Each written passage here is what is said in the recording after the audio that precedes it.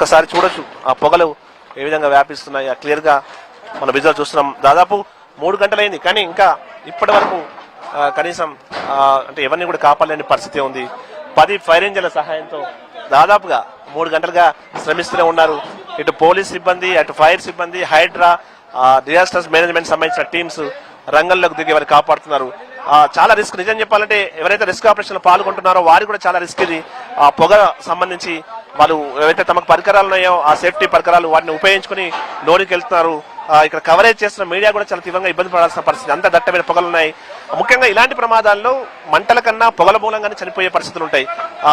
మరి హైదరాబాద్ కేంద్రంగా ఇలాంటి వాణిజ్య కేంద్రాలు కుదవలేదు. ఒకవేళ మనం నగరంలో ఉన్నటువంటి పెద్ద పెద్ద షాపింగ్ మాల్స్ ఇలాంటి ప్రమాదం జరిగితే మాత్రం వేలాదిగా ప్రాణాలు కోల్పోయే అవకాశం ఉంటుంది.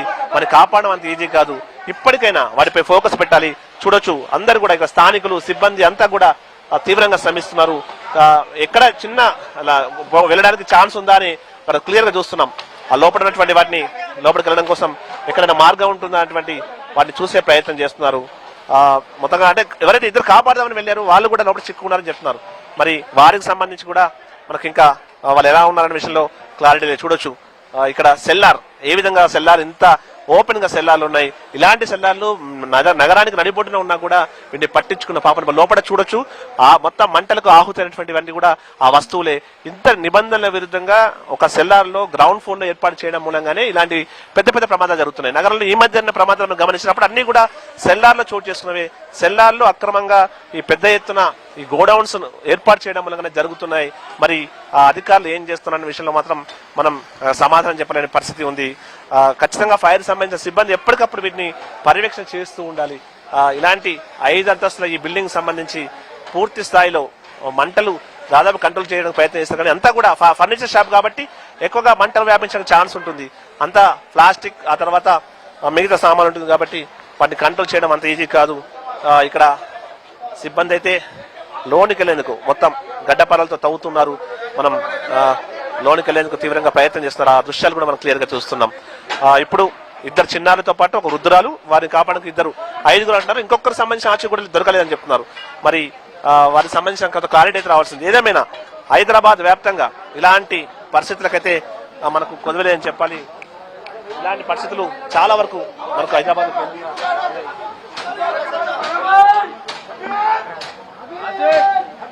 రాజేంద్ర రమణ ఏంటి వరుసగా ఇటువంటి ఘటనలు జరుగుతూనే ఉన్నాయి. ఇది కొత్త ఏం కాదు. అక్రమంగా సెల్లార్లోనే కమర్షియల్ గా వాడుకోవడం, దీనికి సంబంధించి ఎందుకు సంబంధిత శాఖ అధికారులు పర్యవేక్షణ లోపించిందా లేకపోతే అక్రమంగా జరుగుతున్నా ఏమంటున్నారు అధికారులు? ఏమంటున్నారు? ఇన్ని దృశ్యాలు జరుగుతున్నా, ఎంత ఆస్తి నష్టం, ప్రాణ నష్టం జరుగుతున్నా అంటే మనం అంటే ఇలాంటి వాటి గురించి అంటే ఇన్సిడెంట్ జరిగినప్పుడు అడావిడి చేస్తారు. కానీ తర్వాత వారికి సంబంధించి పట్టించుకున్న పాపం అసలు సిబ్బంది, ఫైర్ సిబ్బంది కరెక్ట్ జాగ్రత్తలు తీసుకుంటే ఈ పరిస్థితి ఉండదు కదా. ఇప్పుడు మనం చూస్తున్నాం వారిని వాళ్ళ ఎవరైతే మంటలు చిక్కున్నా వారిని కాపాడుకోవడం కోసం వారికి కలిసి వాళ్ళ పేర్లు పెట్టి పిలుస్తున్నారు. అబీబ్ అంటూ కూడా వారు గట్టిగా పిలుస్తున్నారు. కనీసం ఇక్కడ నుంచి బయటకు వచ్చడానికి ఛాన్స్ ఉందా అనేటువంటి విషయంలో ఆ బంధువులు వారంతా కూడా మాట్లాడుతున్నారు. మనం క్లియర్ గా చూస్తున్నాం. వాళ్ళందరినీ బయటకు తీసేందుకు వారు తీవ్రంగా ప్రయత్నం చేస్తున్నారు. పేరు పెట్టి అబీబ్ అంటూ కూడా పిలుస్తున్నారు. ఎవరైతే తన లోపల ఉన్న వృద్ధురాల్ని కాపాడడం కోసం అబీబ్ తర్వాత ఇంకొకతను 2 కూడా వెళ్ళినట్టు చెప్తున్నారు. వారిని కాపాడడం కోసం వారి బంధువులు పడుతున్న ఆరాటం అయితే అంత అయింది కదా. ఇందులో పనిచేస్తాడని చెప్తున్నారు అబీబ్. తన కింద కొంచెం చిన్న హోల్ ఉంది. ఆ హోల్ ద్వారా మన బయటకు వచ్చే ఛాన్స్ ఉందా అంటూ ఆయన పేరును పిలిచే ప్రయత్నం చేస్తున్నారు. మనకు ఇది ఎటు చూసినా ఉదయ విధారక దృశ్యాలే కనిపిస్తున్నాయి. నిజానికి ఇన్సిడెంట్ జరుగుతున్నప్పుడు నిజానికి ఆ సమయంలో అందరూ అలర్ట్ అయ్యి అందరూ బయటకు పారిపోయారు. కానీ లేదంటే మాత్రం ఇంకా చాలా పెద్ద ప్రమాదం జరిగి ఉండేదని మన స్థానికులు చెప్తున్నారు. నగర వ్యాప్తంగా ఇలాంటి బిల్డింగ్లకు, ఇలాంటి పరిస్థితులకైతే కుదవలే అని చెప్పాలి. అందరూ కూడా ఇక్కడ 3 విభాగాలకు సంబంధించిన అధికారులు నిరంతరాయంగా తమ ఆపరేషన్ కొనసాగిస్తున్నారు. మనం చూస్తున్నాం ఆపరేషన్ కంటిన్యూ కొనసాగుతుంది. ఫైర్ ఇంజన్లు వస్తూనే ఉన్నాయి, ఖాళీ అవుతున్నాయి, మళ్ళీ వాటర్ ఫిల్ చేసుకుని మళ్ళీ వస్తున్నాయి. అయినా ఇక్కడ ఈ పూర్తిగా వీటిని కంట్రోల్ చేయలేని పరిస్థితి. ఎందుకంటే మొత్తం గోడౌన్ అంతా కూడా చూడొచ్చు. అంత పెద్ద పెద్ద గోడౌన్లు ఉన్నాయి. ఆ గోడౌన్లలో పెద్ద ఎత్తున అక్రమంగా ఇక్కడ వస్తువులు నిల్వ చేశారు. ఇంత ఓపెన్ గా జరుగుతున్నా. మరి ఇది ఎక్కడో మారుమూల ప్రాంతం కాదు, శివారు ప్రాంతం కాదు, సిటీ నడిబొడ్డున మనకు రైల్వే స్టేషన్, ఆ తర్వాత ఇటు అసెంబ్లీ, ఈ పరిసర ప్రాంతంలోనే ఈ ఇన్సిడెంట్ జరిగింది. మళ్ళీ చుట్టుపక్కల కూడా జనావాసాలు ఉన్నాయి. ఇలాంటి జనావాసాల మధ్య ఇంత నిర్భయంగా వాళ్ళు ఈ గోడౌన్స్ మెయింటైన్ చేస్తున్నామని పట్టించుకోవాలి. చూడొచ్చు, వాళ్ళు పిలుస్తున్నారు. వాళ్ళు నమాజ్ చేస్తున్న దృశ్యాలు, వాళ్ళ తమ తమ మత పద్ధతులకు సంబంధించి ప్రార్థనలు చేస్తున్నటువంటి దృశ్యాలు కూడా మనం క్లియర్ గా చూస్తున్నాం. తమ వారిని క్షేమంగా బయటకు తీసుకొచ్చేందుకు వారు ప్రయత్నం చేస్తున్న దృశ్యాలు మనం క్లియర్ గా చూడొచ్చు. వారంతా కూడా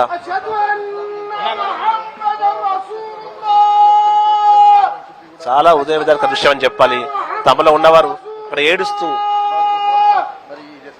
తన కంట నీరు పెట్టుకుంటున్నాడు. తమ వారు లోపల ఉన్న సేవగా రావాలంటూ కూడా అతను కంట నీరు పెట్టిన దృశ్యాన్ని మనం చూడొచ్చు. అంటే అమాయకుల ప్రాణాలు పోతున్నాయి, కానీ మన అధికారుల తీరులో మాత్రం మార్పు రావడం లేదు.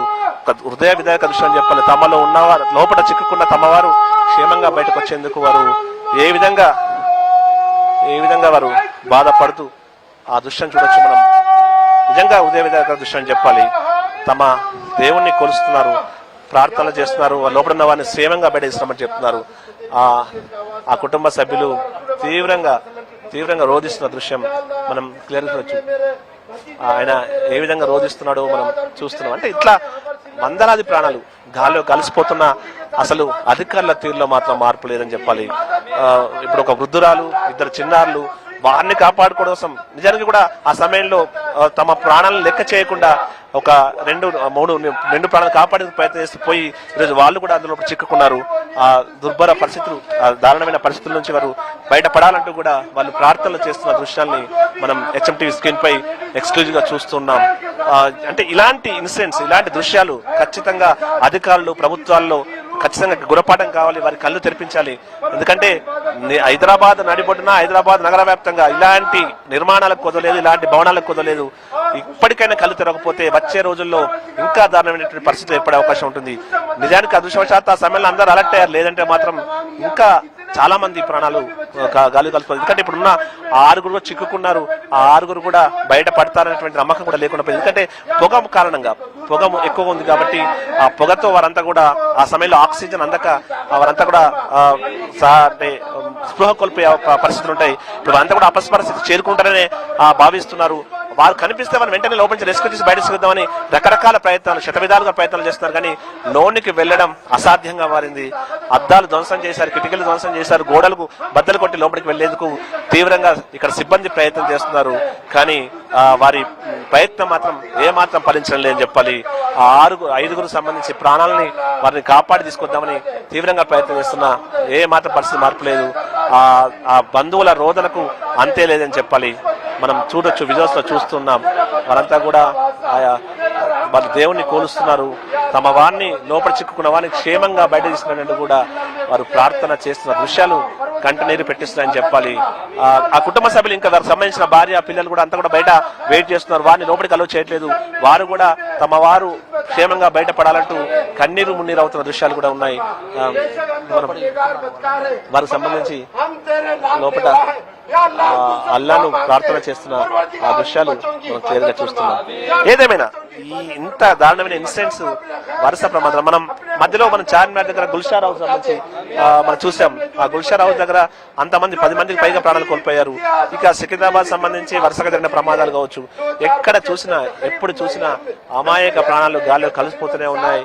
కొందరి ఏదైతే ధనాపేక్ష చాలా మంది ప్రాణాలు బలి తీయడం కారణమైతే ఇవాళ ఓనర్స్ అంతా బయటగా సేఫ్ గా బయటపడ్డారు. కానీ అందులో పనిచేయడం కోసం, పొట్టకుడి కోసం వచ్చిన ఒక సెక్యూరిటీ సిబ్బంది సంబంధించిన కుటుంబం, ఆ తర్వాత అందులో పనిచేస్తున్న సిబ్బంది ఆ మంటల్లో, ఆ పొగల్లో చిక్కుకున్నారు. మనం ప్రస్తుతం ఆ కుటుంబ సభ్యులు అల్లాను ప్రార్థిస్తున్నారు. తమ వారిని క్షేమంగా బయట తీసుకోవడం కోసం వారి కన్నీరు ఉన్న చివరిగా ఉన్న ఒకే అంటే దేవుణ్ణి నమ్ముకుంటున్నారు. ఇక దేవుడే మమ్మల్ని కాపాడాలంటూ చూడొచ్చు. ఆ పొగలు ఇంత దట్టమైన పొగలు వ్యాపిస్తున్నాయి. ఎక్కడ ఇంకా వారి సేవగా బయటపడే ఛాన్స్ ఉంటుంది. మనం చూడొచ్చు లోపల కనీసం చూద్దామంటే కూడా ఇలాంటి కనిపించిన పరిస్థితి. మొత్తం పొగ, ఎటు చూసిన పొగే కనిపిస్తుంది. లోపల ముఖ్యంగా గ్రౌండ్ ఫ్లోర్ లాంటి ప్రాంతాల్లో గోడౌన్స్ ఏర్పాటు చేయడం, అందులో చాలా పెద్ద మొత్తంలో వస్తువులను నిల్వ చేశారు. ఆ వస్తువులన్నీ కూడా మంటకు ఆస్కారం ఉన్నవే. వాటి కారణంగానే ఇవాళ ముఖ్యంగా ఆ మంటల కారణంగా, ఇప్పుడున్న ఈ పొగల కారణంగా లోపల ఉన్న వారంతా కూడా అంటే ఏదో రెస్క్యూ చేద్దామంటే కూడా చాలా ఇబ్బందికరంగా ఉంది. ఆ రెస్క్యూ పొగ కారణంగా లోపలికి పోయే సిబ్బందికి చాలా ఇబ్బందికరంగా ఉంది. చాలా పెద్ద మొత్తంలో పొగలు ఇంకా వ్యాపిస్తున్నాయి.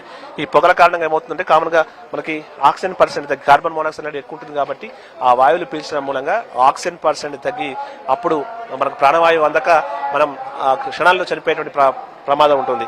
సేమ్ ఇప్పుడు లోపల చిక్కుకున్న వారు కూడా అంత అపస్మార స్థితికి వెళ్ళినట్టు తెలుస్తుంది. ఒకసారి చూడొచ్చు, లోపలికి వెళ్ళిన వారు ఎప్పటికప్పుడు కూడా ఆ పరిస్థితిని శ్రమిస్తున్నారు. ఆ లోపల వెళ్ళి వాళ్ళతో మాట్లాడుతున్న పరిస్థితి ఉన్నది.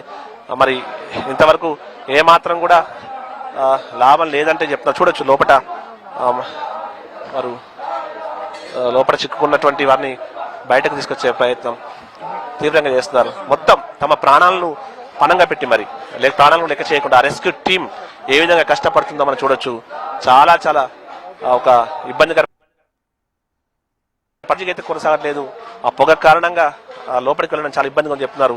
అటు పోలీస్, ఇటు ఫైర్ సిబ్బంది, హైడ్రా, ఈ 3 విభాగాలకు సంబంధించి కాకుండా వీరంతా పూర్తి స్థాయిలో 3 గంటలుగా శ్రమిస్తూనే ఉన్నారు. కానీ ఆపరేషన్ మాత్రం ఇప్పటి వరకు ఒక్కరిని కూడా బయటకు తీసుకురాలేని పరిస్థితి ఉంది. ఎందుకంటే పూర్తి స్థాయిలో ఆటంకం ఉంది. ఎక్కడ కూడా కనీసం పోవడానికి లోపలికి వెళ్ళడానికి మార్గమే లేదు. సో ఇలాంటప్పుడు ఇంకా ఆపరేషన్ అంత ఈజీ కాదు. లోపల ఒకసారి దృశ్యాలు చూసే ప్రయత్నం చేస్తున్నారు. ఎక్కుకున్నారనే విషయంలో చూసే ప్రయత్నం ఆ సిబ్బంది చేస్తున్నారు. నేను ఇంతమంది చెప్పినట్టుగా ఇలాంటి ఆపరేషన్స్ కి ముఖ్యంగా మంటల కన్నా ఎక్కువ పొగ మూలంగా ఇబ్బంది ఉంటుంది. ఎక్కువ మంటలు తర్వాత చాలా పొగ వచ్చడానికి అవకాశం ఉన్నటువంటి వాతావరణం ఉంటాయి. కాబట్టి అదే ఈ ఫర్నిచర్ లాంటి షాప్లకు ప్లాస్టిక్, రెగ్జిన్ సంబంధించినవి ఎక్కువ ఉంటాయి. ఆ తర్వాత కర్రకు సంబంధించినవి ఎక్కువ ఉంటాయి. కాబట్టి ఎక్కువగా ఇలాంటి ప్రమాదాల్లో మనకు మంటలతో పాటు పొగలు వ్యాపిస్తాయి. చూస్తున్నాం మొత్తం బిల్డింగ్ అంతా ఏ విధంగా రంగు మారిపోయింది కూడా చూస్తున్నాం. ఈ పరిసర ప్రాంతాలన్నీ కూడా దట్టమైన పొగలు, అంటే ఏదో మేఘాలు అలుముకునేంత పరిస్థితి ఉంది. మొత్తం కరెక్ట్ కూతవేటి దూరంలోనే రైల్వే స్టేషన్, మనకు నాంపల్లి రైల్వే స్టేషన్ ఉంటుంది. అక్కడ ఏం జరుగుతుందో అర్థం కాక ఆ పరిసర ప్రాంత ప్రజలు కూడా భయాందోళనకు గురవుతున్న పరిస్థితి. మొత్తం ఈ పరిసర ప్రాంతాల్లో ఇప్పటికే భారీగా ట్రాఫిక్ జామ్, అంటే సాధారణంగానే ఇక్కడ పీక్ అవర్స్ లో తీవ్రమైన ట్రాఫిక్ ఉంటుంది. ఇప్పుడు ఈ మొత్తం ఇన్సిడెంట్ మూలంగా రోడ్లన్నీ క్లోజ్ చేశారు. దాని మూలంగా ఇంకా దాని ఎఫెక్ట్ అంతా కూడా ఈ పరిసర ప్రాంతాల పడింది. కొత్తగా అంటే ఇప్పుడు మనకు ప్రాథమిక అందులో సమాచారం మీదకైతే ఇక్కడ సిబ్బంది అయితే కొంత చేతులు భావించాల్సి ఉంటుంది. ఎందుకంటే వారు తీవ్రంగా ప్రయత్నం చేస్తారు, కానీ సిబ్బంది కూడా ఇబ్బంది పడాల్సిన చూడొచ్చు ఏ విధంగా పొగలు వ్యాపించాయో. దాన్ని బయటకు తీసుకురావడం అయితే అంత ఈజీ కాదు. ఆ 6 సంబంధించి తీవ్రంగా అధికారులు అన్ని మార్గాల్లో కూడా ఆ బిల్డింగ్ ఓనర్తో మాట్లాడి ఎక్కడెక్కడ ఏముంటాయో కూడా తెలుసుకునే ప్రయత్నం చేస్తున్నారు. అన్ని రకాలుగా వారు ప్లాన్ ప్రకారం వెళ్తున్న పరిస్థితి ఉంది, కానీ ఎక్కడ ఆచూకీ ఆ జాడ దొరికిన పరిస్థితి లేదు. ఏదేమైనా ఇక్కడ పనిచేస్తున్న ఆ సిబ్బంది, నేను ఇంతమంది చెప్పినట్లు ఓనర్లు సేఫ్ గానే ఉన్నారు, కానీ పనిచేస్తున్న సిబ్బంది లోపల ఒక వృద్ధులను కాపాడడం కోసం వెళ్ళిన 2 లోపల చిక్కున్నారు. అక్కడ వారి ఏడుస్తున్న రోదనలు అయితే అంతేలేని చెప్పాలి. తమ వారి కోసం ఆ కుటుంబ సభ్యులు బయట వెయిట్ చేస్తున్న దృశ్యాలు అంతా కూడా దారుణం అని చెప్పాలి. కన్నీరు మున్నీరు అవుతున్నారు. వాళ్ళ పరిస్థితి మనం చూడొచ్చు, చాలా దారుణంగా ఉంది. ఏదేమైనా అంటే ఈ వరుసగా హైదరాబాద్ వ్యాప్తంగా జరుగుతున్న ప్రమాదాలు అయితే ఖచ్చితంగా ఆందోళన గురి చేస్తున్నాయి. ఇవి కనువిప్పు కావాల్సిన అవసరం ఉంది. చూడొచ్చు, రెస్క్యూ టీం బయటకు వస్తున్నారు. మనం చూడొచ్చు లోపల మరి సంబంధించి అన్ని రకాల ఏర్పాట్లు చేస్తున్న మరి లోనికి వెళ్తున్నా పూర్తి స్థాయిలో ఈ అసలు ఎంత మంది ఉన్నారనే విషయం కూడా ఇంకా స్పష్టత రావాల్సి ఉంది. ఆ సంఖ్య ఎక్కువ ఉండే అవకాశం కూడా లేకపోలేదు. ఎందుకంటే పెద్ద బిల్డింగ్ కాబట్టి ఆ బిల్డింగ్ లో ఎవరైనా పనిచేస్తున్న వారు ఉన్నారా, వీటికి సంబంధించి కొంత క్లారిటీ రావాలి. ఇంకా దానికి సంబంధించి స్పష్టత రావాల్సి ఉంది. స్థానిక డీసీపీతో పాటుగా పోలీస్ కమిషనర్ సజ్జార్ కూడా దగ్గర ఇక్కడ చేరుకొని ఎప్పటికప్పుడు పరిస్థితిని సమీక్షిస్తున్నారు. ఆపరేషన్ అయితే కంటిన్యూ కొనసాగుతుంది. తీవ్రంగా పొగ ఉంది. తర్వాత లోపల ఎంతమంది ఉన్న విషయంలో క్లారిటీ లేదు. నాగావల్లి డీసీపీ ఇక్కడ వెంటనే ఆ పరిస్థితి సమీక్షిస్తున్నారు. మనం చూస్తున్నాం లోపల ఎంత ప్రాణాంతకంగా లోపల ఆ రెస్క్యూ టీం లోనికి వెళ్ళింది. ఆ పొగలో కూడా వారు కొన్ని సేఫ్టీ మేజర్స్ తీసుకుని లోపలికి వెళ్ళారు. ఆ సమయంలో అంటే పొగను పీల్చకుండా ఉండే కొన్ని పరికరాలు అవన్నీ కూడా ఏర్పాటు చేసుకుని లోనికి వెళ్ళారు. స్థానిక డీసీపీ వారు ఇక్కడ పరిస్థితిని సమీక్షిస్తున్నారు. నగర పోలీస్ కమిషనర్ సజ్జన ఆల్రెడీ వచ్చారు. పరిస్థితి సమీక్షిస్తారు. అంటే లోపల ఉన్న వారిని రెస్క్యూ చేయడం కోసం చూడొచ్చు. ఒక్కసారి మనం ఈ ఇన్సిడెంట్ కారణమైనటువంటి ఆ వస్తువులు ఏ విధంగా ఆ కింద సెల్లార్లో షాపుల్లో ఎంత ఇష్టారాజ్యంగా నిల్వ చేశారో మనం చూస్తున్నాం. ఇట్లా ప్రమాదకరంగా నిల్వ చేయడమే ఈ ప్రమాదాల కారణం అవుతుంది. మంట అంటుకుంటే చాలు అవి ఇంకా ఆరిపోవడానికి ఛాన్సే ఉండదు. తీవ్ర స్థాయిలో ఆ మంటలను కూడా పెద్ద ఎత్తున చెలరేగే అవకాశం ఉంటుంది.